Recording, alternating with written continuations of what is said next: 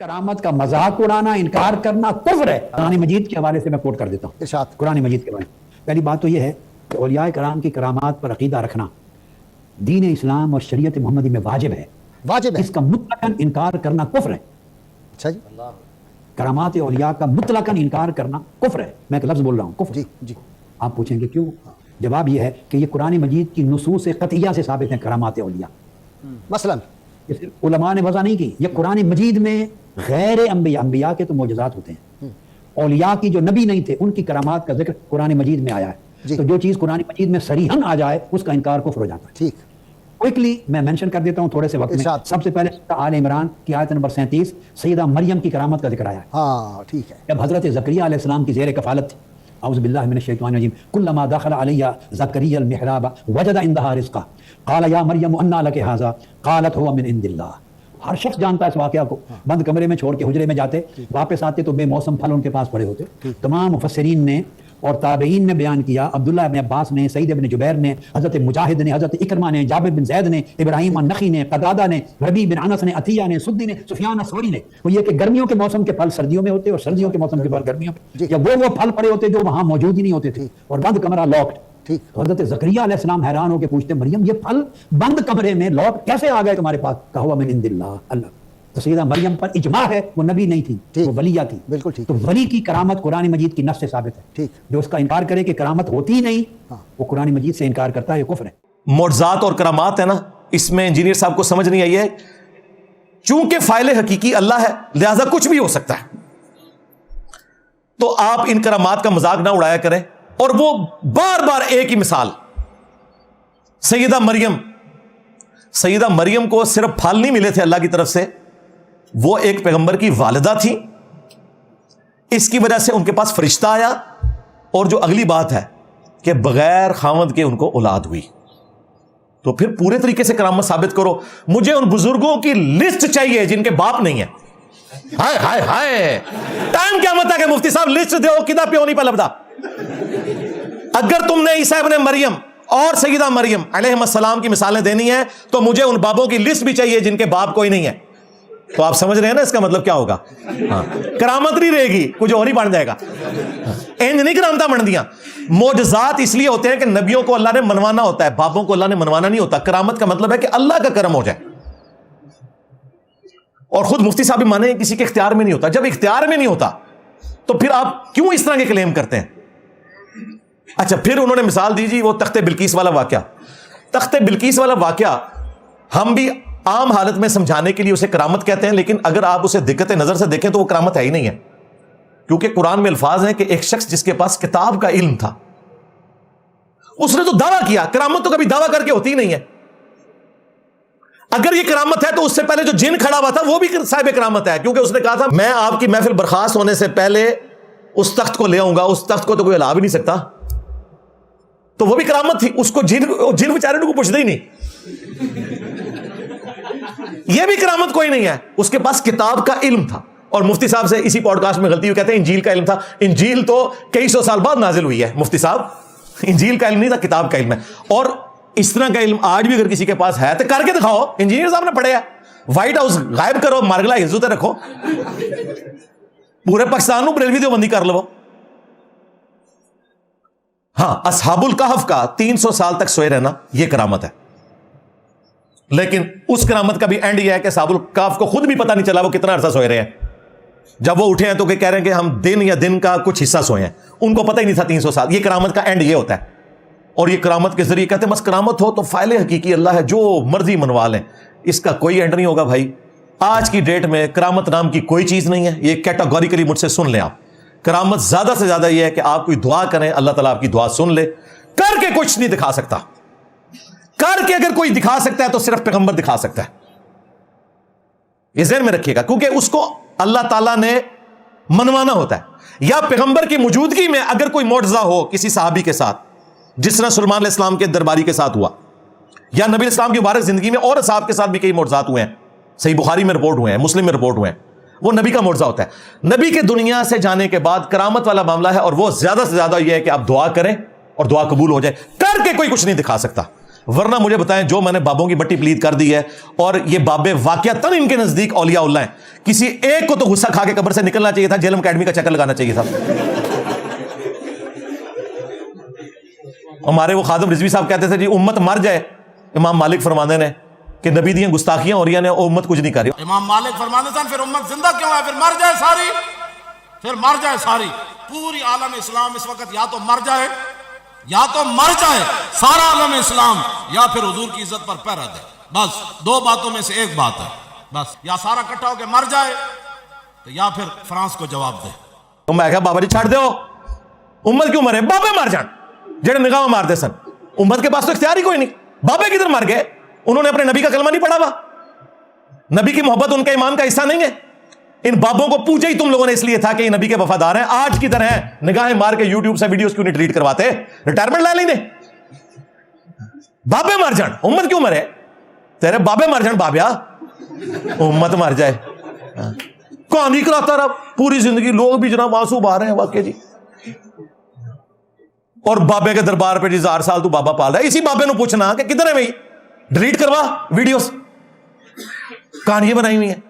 اس طرح کچھ نہیں ہوتا بھائی، کرامت نام کی کوئی چیز اس طرح کی نہیں کہ کوئی کر کے بتا سکے۔ پرانی امتوں کی مثالیں دینا بالکل غلط بات ہے، وہ معاملہ ہی الگ تھا۔ ختم نبوت کے بعد یہ چیزیں اس طریقے سے بین ہیں۔ ہاں دعا ہو سکتی ہے وہ قبول ہو، وہ کئی دعائیں ہیں جو قبول ہوئی ہیں، اللہ کا شکر ہے۔ ہر بندے کے ساتھ اس طرح کے ایکسپیرینسز ہو جاتے ہیں، لیکن کوئی کر کے نہیں دکھا سکتا کہ میں یہ کرنے لگا ہوں تو ان کر لو، ورنہ یہ کچھ کر کے دکھا دیتے نا، سارے فیل ہو گئے ہیں، ذلیل ہو رہے ہیں ان کے فرقے، ان کے بزرگوں کی تعلیمات کی میمز بن رہی ہیں، کوئی کچھ نہیں کر سک رہا، تماشا لگایا ہوا انہوں نے۔ اور پھر کہتے ہیں نہیں کرامت وہی ہوتی ہے جو خلاف عقل ہو، بالکل ایسا ہی ہے، خلاف شرع تو نہیں ہو سکتی نا جی۔ خالد ابن ولید نے بسم اللہ پڑھ کے زہر پی لیا، توبہ توبہ، زہر پینا ہی حرام ہے، یہ کوئی کرامت نہیں ہے، یہ جعلی واقعہ ہے، یہ روایتی درست نہیں ہے، میں نے کئی دفعہ ویڈیوز میں ڈسکس کیا۔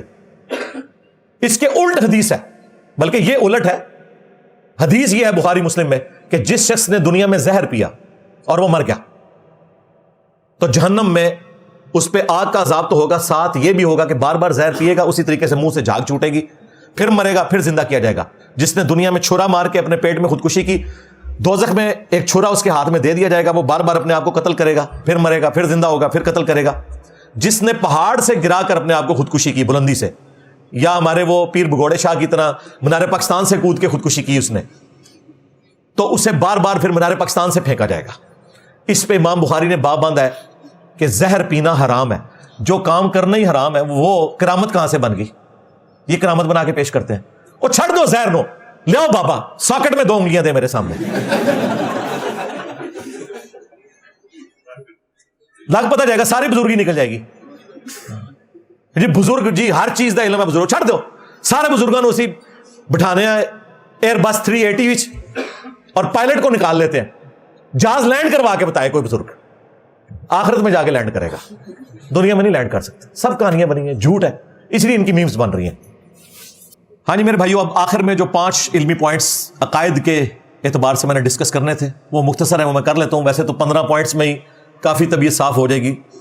جو کٹر قسم کے فرقوں کے ماننے والے ہیں یا بزرگوں کے ماننے والے، یہ 5 عقیدے بھی میں کور کر دوں۔ پہلا عقیدہ، انہوں نے چشتی رسول اللہ کا دفاع کیا، مفتی طارق مسعود صاحب نے، میں سلوٹ کرتا ہوں کہ انہوں نے بریلویوں کی طرح یہ نہیں کہا کہ کتابیں بدل گئی ہیں، کہہ بھی نہیں سکتے تھے۔ 1944 میں تو تھانوی صاحب فوت ہوئے ہیں، 80 سال ہوئے ہیں مشکل سے، آج 2025 ہے 6 اپریل، السنت الجلیہ فی الچشتیۃ العلیہ میں انہوں نے دفاع کیا۔ اب مفتی صاحب کو پتا تھا کہ کام انہوں نے غلط کیا ہے، انہوں نے کہا کہ چونکہ معین الدین چشتی کی بزرگی مانی ہوئی ہے، لہٰذا اگر ان کی باتوں میں 99 مطلب کفر کے نکلیں گے، ایک اسلام کا، تو ہم اسلام کا فتویٰ دیں گے، اگرچہ اس طریقے سے کلمہ پڑھانا غلط ہے۔ بھئی کہنا کیا چاہ رہے ہو؟ کلمہ پڑھانا بھی غلط ہے، پھر دفاع بھی کریں گے، کہتے ہیں بزرگی مانی ہوئی ہے۔ بزرگی تو غلام احمد قادیانی دجال کی بھی مانی ہوئی تھی، مناظر تھا مسلمانوں کا، حنفی سنی تھا، جب اس نے دعویٰ نبوت کیا۔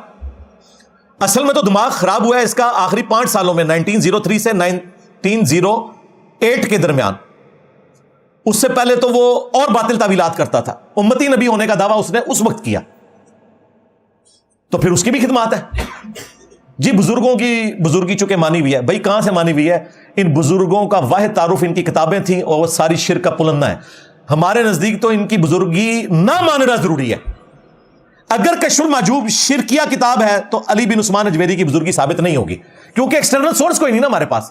صحابہ اور اہل بیت کے لیے ہمارے پاس ایکسٹرنل سورس موجود ہے, قرآن و سنت. اور یار بابا گرو نانک کو بھی مسلمان مانتے ہیں, بابا بلے شاہ کو بھی مانتے ہیں, نچ کے مرشد منایا سی. یہ تو کوئی کرائٹیریا نہیں ہے.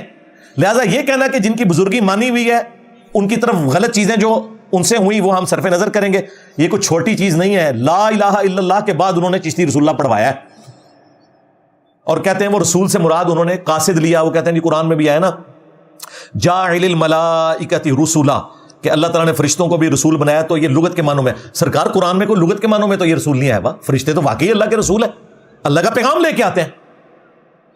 ان کو تو ڈائریکٹ اللہ سے پیغام ملتا ہے. تو مفتی صاحب کہتے ہیں کیا وہ نبی ہوتے ہیں؟ ان کا نبی ہونا ضروری نہیں ہے, وہ رسول ہیں سارے فرشتے, کیونکہ وہ ڈائریکٹ اللہ سے لیتے ہیں. معین الدین چشتی نے کہاں سے اللہ سے لیا ہے؟ وہ کہتے ہیں جی وہ تھانوی صاحب نے لکھا رسول اللہ, یہ رسول اللہ کے رسول, رسول اللہ کے بھی رسول نہیں ہے. رسول اللہ کے رسول اگر کوئی تھے تو حضرت ابوبکر, عمر, عثمان و علی تھے. اگر تم نے لغت کے 3 نسلیں لے کے اپنی ساتھ بیٹھا ہوتا ہے وہ, اور کہتے ہیں جی بابا جانی نے جوانی میں ایک کوئی اندھا تھا تو اس کے ہاتھ پھیرا, اس کی آنکھیں آ گئیں. خود بھی اینک لگائی ہوئی ہے, اپنے پوتے معاویہ کو اتنی موٹی اینک لگی ہوئی ہے, پھیرنا ہاتھ. کہتے ہیں جی میں کرسی میز کے اوپر پہلے بیٹھ کے کھانا نہیں کھاتا تھا, لیکن ڈاکٹروں نے اب کہا ہے کہ آپ کرسی میز پہ بیٹھا کریں کیونکہ گھٹنوں کی درد کا مسئلہ ہے.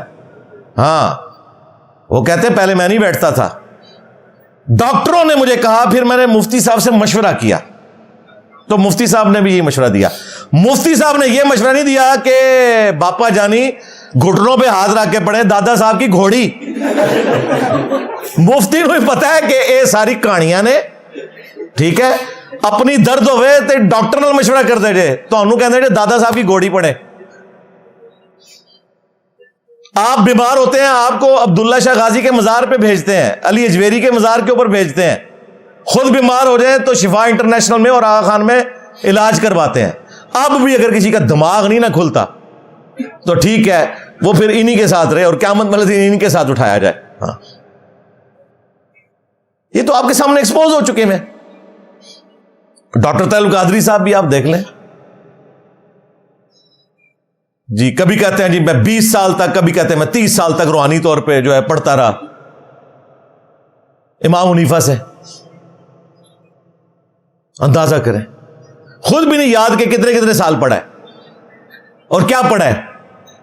امام حنیفہ سے پڑھے ہیں تو سب سے پہلے تو درس بخاری ختم کریں نا. بخاری شریف تو ساری امام حنیفہ کے خلاف لکھی ہوئی ہے جی.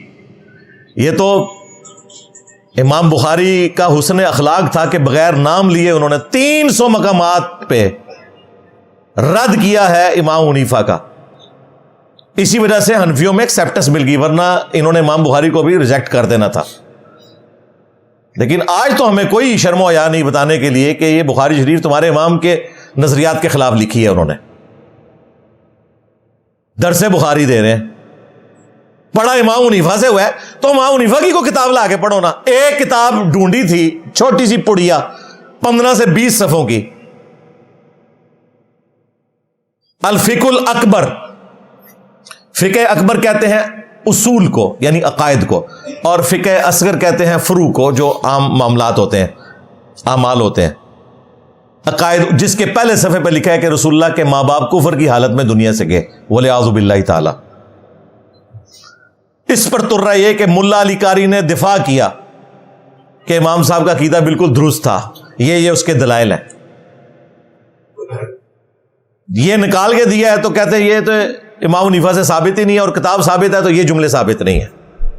اتنی مشکل نال کوئی تہاڈی شے لبھی دی ہے, اس تو بعد جی آپ ہی نس جاندے ہو جی اعلیٰ حضرت نے کہا ہے کہ یہ ثابت نہیں ہے. اعلیٰ حضرت کون ہوتے ہیں بھائی؟ اعلیٰ حضرت تو بعد میں آئے ہیں, ملا علی قاری تو پہلے کے بزرگ ہیں تمہارے.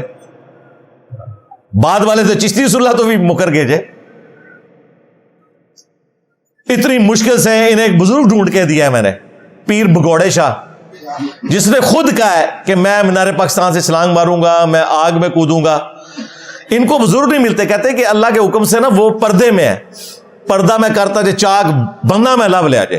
ٹی ایل پی دا نائب امیر پیر بگوڑے شاہ, ابھی تک ایف آئی آر ہے اس کے اوپر, سمے بدل رہا ہے, بھاگتا پھرتا ہے, کسی مسجد میں نماز پڑھتا ہے, پھر فوراً غائب ہو جاتا ہے.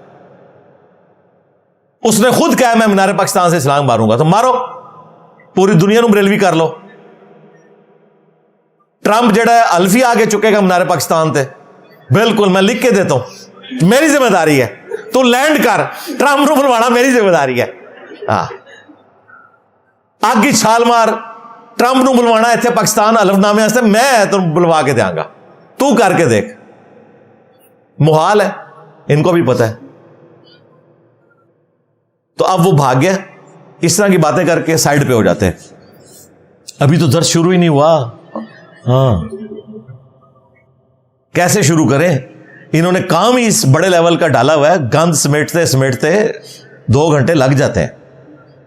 1200 سال کا گند سمیٹنا ہے.